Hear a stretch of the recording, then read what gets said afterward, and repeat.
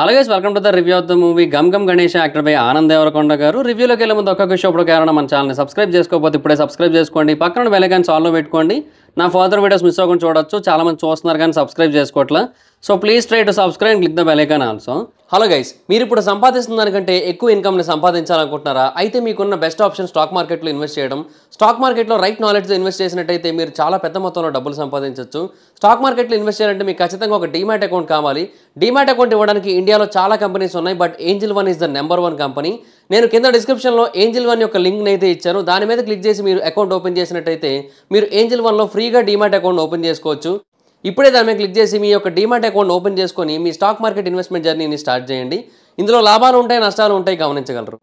And ఇంకా gum gum Ganesha movie గురించి చెప్పాలంటే, మూవీ బేసిక్గా ఇది క్రైమ్ థ్రిల్లర్ అన్నట్టుగా మనకి ట్రైలర్ కానీ దాని రిలేటెడ్ కంటెంట్స్ కానీ అన్నీ కూడా వచ్చాయి కదా. కాకపోతే ఏంటంటే దీన్ని మనం కామెడీ మూవీ లాగా చూడొచ్చు. అంటే దీంట్లో కామెడీ బాగానే వర్కౌట్ అయింది సినిమాలో. చాలా చోట్ల చాలా వరకు బాగానే నవ్వుకోవచ్చు ఈ సినిమాలో. సో ఎంటర్టైన్ అవుతాం. కాకపోతే ఇంకా ఆ క్రైమ్ థ్రిల్లర్ అనే దాంట్లో క్రైమ్ ఉంది కానీ థ్రిల్లర్ లేదు. అంటే థ్రిల్ ఏమి ఉండదు. బేసిక్గా ఆ ఇంటర్వెల్కి ముందు ఉన్న సీక్వెన్స్ కొంతవరకు బాగానే అనిపించినా కూడా ఆ ఇంటర్వెల్ దగ్గర వచ్చిన ట్విస్ట్ ఏదైతే ఉందో అది కొంతవరకు ప్రెడిక్టబుల్గానే ఉంటుంది. ఇంకా తర్వాత సెకండ్ హాఫ్లో ఏదైతే సినిమా నడుస్తూ ఉంటుంది, అంటే ఫస్ట్ హాఫ్ ఓకే పర్లేదు బాగానే ఉంటుంది, మరీ అద్భుతంగా ఉండదు, అలాగే మరీ తీసి పడేసేటట్టు ఉండదు. కాకపోతే ఏంటంటే సెకండ్ హాఫ్కి వచ్చేసరికి ఇంకేదో వెళ్ళాలి కదా అన్నట్టు వెళ్తుంటుంది సినిమా. అండ్ నాకు ఆ స్వామిరారా వైబ్స్ వచ్చాయి కొంచెం. సో మొత్తం అంతా కూడా సెకండ్ హాఫ్ కొంచెం ఆ క్లమ్జీ నేచర్ లాగా ఉంటుంది మొత్తం సినిమా అంతా. మెయిన్ ఎస్పెషల్లీ నెరేటివ్ అంత ప్రాపర్గా ఉండదు. ఇంకా క్లైమాక్స్ అయితే ఇంకా ఆబ్వియస్లీ తెలిసిందే, ఇంకా ఎలా ఎండ్ అవుతుంది అనుకోవడం అలాగే జరిగింది.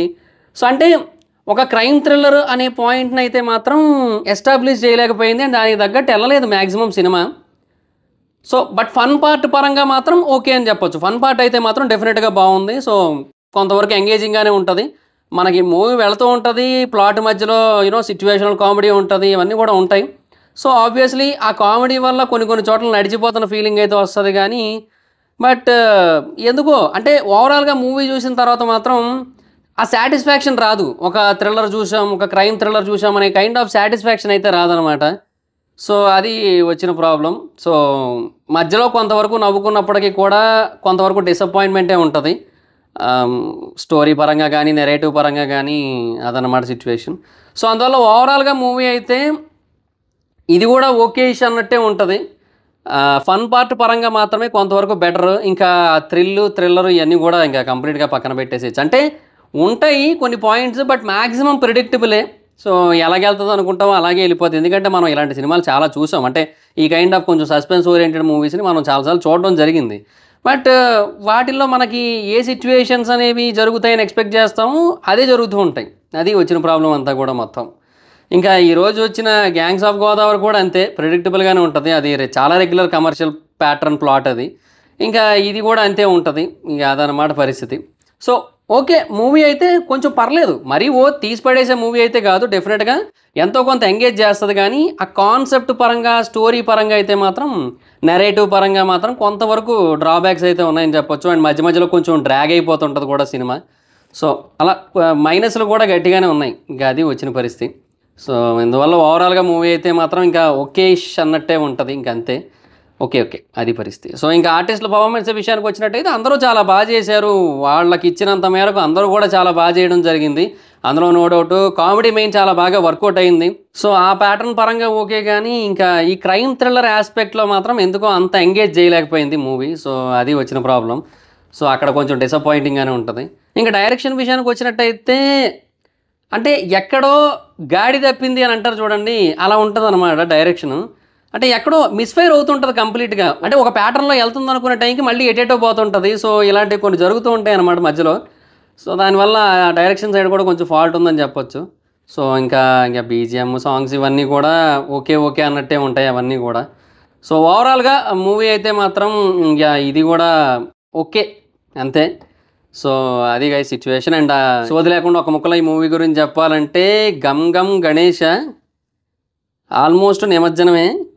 ఏదైనా కాపాడితే ఆ కామెడీయే కాపాడాలి మునిగిపోకుండా, అది పరిస్థితి. అండ్ ఇంకా ఈ మూవీకి జనరల్ మూవీ రేటింగ్స్ ప్రకారంగా నేను ఇచ్చే రేటింగ్ అయితే I will give 3 out of 5. So that's it guys, this is the review. Video కనుక మీకు నచ్చినట్లయితే లైక్ చేయండి, వీడియో షేర్ చేయండి. ఎప్పుడో కారణం మన ఛానల్ సబ్స్క్రైబ్ చేసుకోకపోతే ఇప్పుడే సబ్స్క్రైబ్ చేసుకోండి. పక్కన బెల్ ఐకాన్ ఆన్లో పెట్టుకోండి. నా ఫర్దర్ వీడియోస్ మిస్ అవ్వకుండా చూడొచ్చు.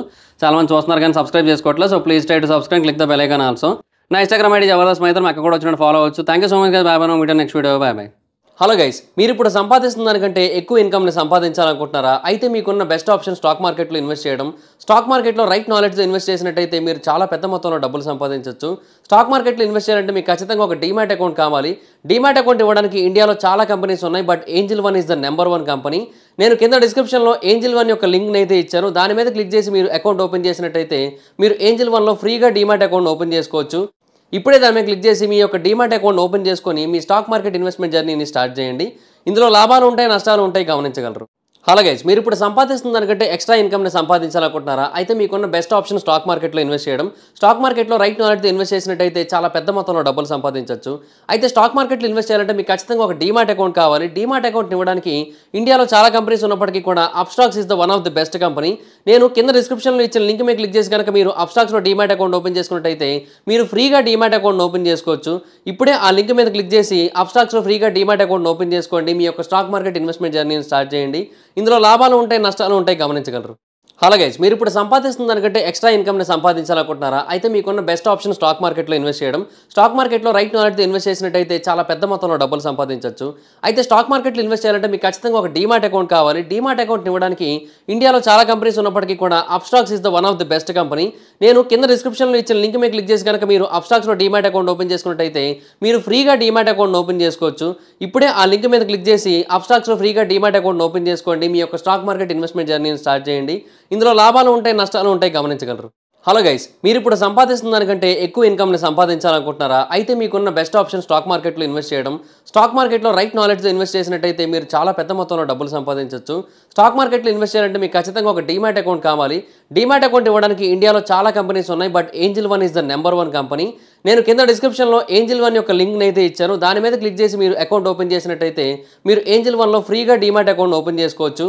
ఇప్పుడే దాని మీద క్లిక్ చేసి మీ యొక్క డీమ్యాట్ అకౌంట్ ఓపెన్ చేసుకొని మీ స్టాక్ మార్కెట్ ఇన్వెస్ట్మెంట్ జర్నీని స్టార్ట్ చేయండి. ఇందులో లాభాలు ఉంటాయి, నష్టాలు ఉంటాయి, గమనించగలరు. హలో గైస్, మీరు ఇప్పుడు సంపాదిస్తున్న దానికంటే ఎక్స్ట్రా ఇన్కమ్ని సంపాదించాలనుకుంటున్నారా? అయితే మీకున్న బెస్ట్ ఆప్షన్ స్టాక్ మార్కెట్లో ఇన్వెస్ట్ చేయడం. స్టాక్ మార్కెట్లో రైట్ నాలెడ్జ్తో ఇన్వెస్ట్ చేసినట్టయితే చాలా పెద్ద మొత్తంలో డబ్బులు సంపాదించవచ్చు. అయితే స్టాక్ మార్కెట్లో ఇన్వెస్ట్ చేయాలంటే మీకు ఖచ్చితంగా ఒక డీమ్యాట్ అకౌంట్ కావాలి. డీమ్యాట్ అకౌంట్ ఇవ్వడానికి ఇండియాలో చాలా కంపెనీస్ ఉన్నప్పటికీ కూడా Upstox is the one of the best company. నేను కింద డిస్క్రిప్షన్లో ఇచ్చిన లింక్ మీద క్లిక్ చేసి కనుక మీరు అప్స్టాక్స్లో డీమ్యాట్ అకౌంట్ ఓపెన్ చేసుకున్నట్టయితే మీరు ఫ్రీగా డీమ్యాట్ అకౌంట్ ఓపెన్ చేసుకోవచ్చు. ఇప్పుడే ఆ లింక్ మీద క్లిక్ చేసి అప్స్టాక్స్లో ఫ్రీగా డీమ్యాట్ అకౌంట్ ఓపెన్ చేసుకోండి. మీ యొక్క స్టాక్ మార్కెట్ ఇన్వెస్ట్మెంట్ జర్నీని స్టార్ట్ చేయండి. ఇందులో లాభాలు ఉంటాయి, నష్టాలు ఉంటాయి, గమనించగలరు.